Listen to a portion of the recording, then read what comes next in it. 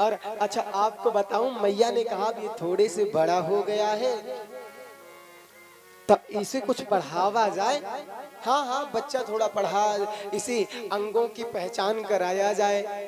तो मैया यशोदा मैया बैठा करके अंगों की पहचान कराती कि भैया लाला ये क्या है, इसे हाथ कहते हैं, लाला इसे पेट कहते हैं, लाला इसे पैर कहते हैं। तभी गोपियां आ गई। एक गोपी बोली, मैया क्या कर रही हो नंदरानी तुम? बोली, मैं अपने लाला को सिखा रही हूँ, बता रही हूँ कि शरीरों के अंग की पहचान करा रही हूँ। तभी एक गोपी के मन में आया, जरा लाला से कुछ शरारत तो किया जाए। तभी दूसरी ने कहा, रुको रुको रुको, मैं जरा पूछूं, कुछ पता है? अब भैया एक गोपी बोली, अच्छा कन्हैया हाथ किसे कहते हैं बताओ? कन्हैया ने बताया, इसे हाथ कहते हैं। और बता कैसे रहे? ऐसे तमाचा दिखाते हुए, क्योंकि मेरे कन्हैया तो किसी से शरारती में कम हो ही नहीं सकते। दूसरी गोपी के मन में भाव आया कि मैं पूछूं कान कहाँ है, तो ये जब पकड़ करके बताएगा तो इससे कान पकड़वा दूंगी। लेकिन मेरे कन्हैया तो और बड़े शरारती। हाँ, और जैसे गोपी ने कहा, कन्हैया अच्छा अच्छा बता कान कहाँ है, कान। अब कन्हैया सोचे, कान पकड़ता हूं तो ये मजा ले लेगी, यदि नहीं पकड़ता तो कहेगी मैया इसे कुछ पढ़ाई नहीं, बदनामी हो जाएगी मैया की। सही कन्हैया ने क्या किया, गोपी का हाथ ढीला था, दोनों हाथ पकड़कर उसी कान में लगा दिया। बोले, ये देख तेरा कान यहाँ है। मैया हंसने लग गई।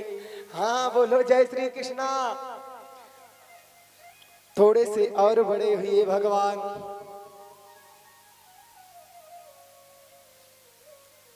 भैया अब तो डेहरी से बाहर जाने लगे हैं, और कभी चले जाते तो कींच लपेट लेते। इधर मैया सुंदर श्रृंगार करते, कानों में कुंडल, ऊपर भैया सर के ऊपर मोर का पंख, फेंट पर जो है भैया बंसी दबी हुई है। श्रृंगार करके मैया कछु काजे के लिए जावे तो भगवान कीच में जा करके कीच खेलने लग जाते हैं, और यो कीच लपेट लेते। कोई गोपी चिल्ला, देख नंदरानी तेरे लाला कीच खेल रहा है। पकड़ करके ले जाएं और डांट लगावे कि कन्हैया मुझे लगता है कि तू पूर्व जन्म में शुकर था, शुकर। कन्हैया हंस पड़े, मैया तुझे तो सारी बातों को पता, मैं सोच रही ब्रज ग्वालन की मेरी अनपढ़ मैया है। अरे तुझे तो पता है कि मैं पूर्व जन्म में 12 अवतार लिया था, शुकर अवतार लिया था।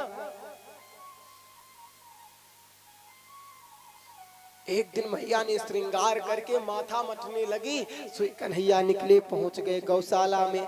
और कभी गैया के सींग पकड़ कर लटक जाते, कभी बछड़े की पूंछ पकड़ कर लटक जाते, और लटके झूला झूलते।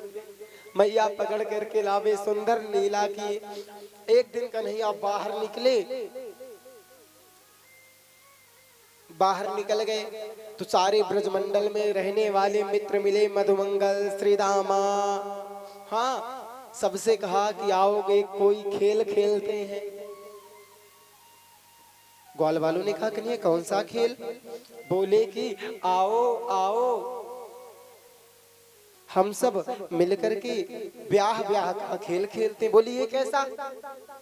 बोले हाँ, अब ब्याह ब्याह का खेल खेलेंगे।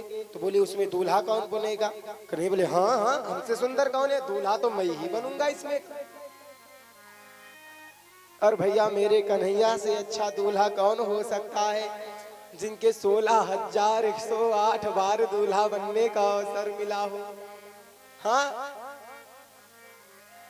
और भैया बोले कि भैया बारात जब दूल्हा बन जाओगे, बारात ले जाने के लिए तो उसमें बाजा इत्यादि भी लगेगा। तो भैया ग्वाल वाल दौड़, कोई टीन लेकर के आ गया, कोई थाली लेकर के आ गया, बजावे पीटे। और कन्हैया भैया इधर श्रृंगार अपना करने लगे।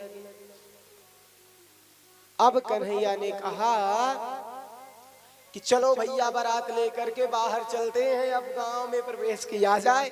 हाँ, और जैसे भैया बारात को लेकर के आगे बढ़े हैं और सोई भैया वहां एक पुरुष की बारात वास्तव में जा रही थी। इतने में कन्हैया को किसी ने डांट दिया, अरे चलो चलो चलो चलो हटो, चलो साइड। कन्हैया को आया क्रोध, छोटे से कन्हैया बोले इसने मुझे डांटा, मजा तो इसे चखाना पड़ेगा। और भैया कन्हैया ने क्या किया, बदला लेने के लिए आज कन्हैया ने चुप्पे से छोटे से थी उसी बाराती के बीच में बैठ गए और इधर घोड़े पे सवार रहा दूल्हा। भैया एक कील उठाई और घोड़े को पहुंच दिया, सोई घोड़ा कूद पड़ा, दूल्हा नीचे गिरा। कन्हैया सारे गौल बाल ताली बजाने लगे, हाँ अब मजा आया, अब मजा आया। भाग लिए घर की ओर, सुंदर लीला की है और बड़े हुए। अब भैया एक दिन कन्हैया ने कहा कि सखाओ आओ, अब बहुत हो गया, बाप की कमाई पे खा पी चुके, अब कछु कमाई उमाई किया जाए। बोले कैसी कमाई? बोली अब हम चोरी करेंगे। ग्वाल वालों ने कहा ये कोई कमाई? हाँ, इसे तुम कमाई कह रहे हो?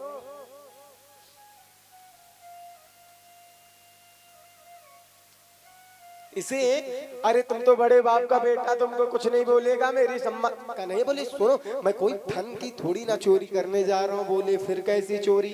एक बड़ी टीम बनाई, बोले आज से हम माखन की चोरी करेंगे। उससे पहले भैया रियाज कहिए। हाँ भैया, अभ्यास तो सब में चाहिए, चाहे जो करना पड़े।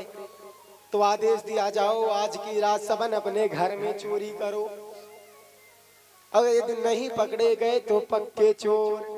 और भैया इधर मैया मथानी में माथा मट करके एक कमरे में रखी भई थी। सोई कन्हैया रात्रि में चुप्पे चुप्पे चुप्पे चुप्पे उसी कमरे में प्रवेश किए और वह कमरा पूरा कांच से भैया स्तंभित, उसके स्तंभ जो थे वो कांच से मड़े हुए थे। और भैया जो भी जैसे कन्हैया ने कमरे में प्रवेश किया, बाबूजी जैसे कन्हैया ने माखन के कमरे में प्रवेश किया और भैया माखन के सामने झुके, सोई भैया जो कांच के खंभे में कांच मड़े हुए थे उसमें अपने स्वरूप को देखा।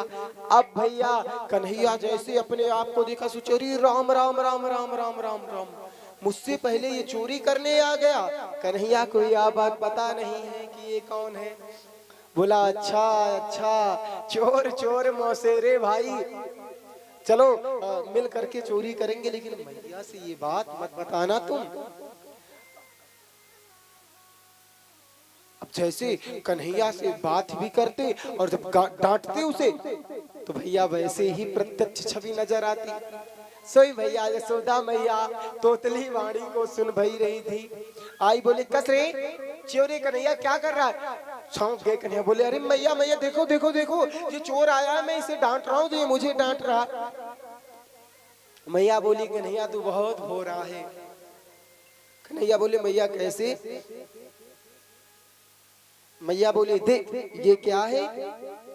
ये इसे परछाई कहते हैं, छाया कहते हैं। कन्हैया बोले मैया ये परछाई काय चीज होत है? तभी मैया ने कहा ये परछाई ये छाया भैया ये हमारी ही होती है। कन्हैया ने कहा मैया मैं बहुत भोला हूं ना। मैया बोले हाँ हाँ बताए तू कितना भोला है। कन्हैया बोले आज तो बच गए राम, बचा लिए प्रभु, नहीं तो सीते राम।